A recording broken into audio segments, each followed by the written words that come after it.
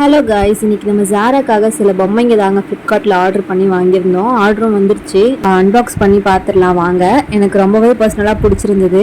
இது ஆம்பளை குழந்தைங்க பொம்பளை குழந்தைங்க 2 பேருமே விளையாடுற பொம்மை மாதிரி தாங்க. சும்மா நார்மலாக நம்ம சின்ன வயசில் விளையாடுவோம்ல, காரெல்லாம் வச்சு அந்த மாதிரியான பொம்மை தான் இது.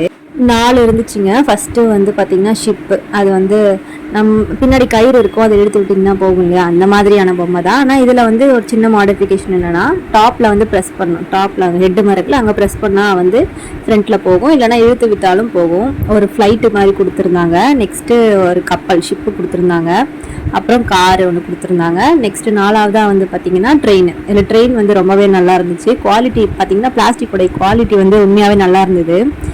இந்த 4 ப்ரைஸுமே வந்து டோட்டலாகவே 200 ரூபா தாங்க, 200 தான். ஆனால் ஜாரா விளையாடினாலோ இல்லையோ, நாங்கள் வச்சு அதை விளையாடிட்டு இருந்தோங்க. அந்த பொம்மை வந்த உடனே அது 4த்துக்கும் ரேஸ் வச்சு பார்த்தீங்கன்னா இது ஃபஸ்ட்டு போது நாங்கள் சும்மா வச்சு விளையாடி பார்த்துட்டு இருந்தோம். உண்மையாகவே எங்களுக்கு ரொம்ப பிடிச்சிருந்தது. 90 அதே மாதிரி ஜாராக்கு ஒரு பொம்மை பயங்க. நார்மலாகவே எல்லா குழந்தைக்கும் பயம்தான் நினைக்கிறேன். அது நான் வீடியோவில் ஃபஸ்ட்லேயே காமிச்சிருப்பேன், நீங்களும் பார்த்துருப்பீங்க.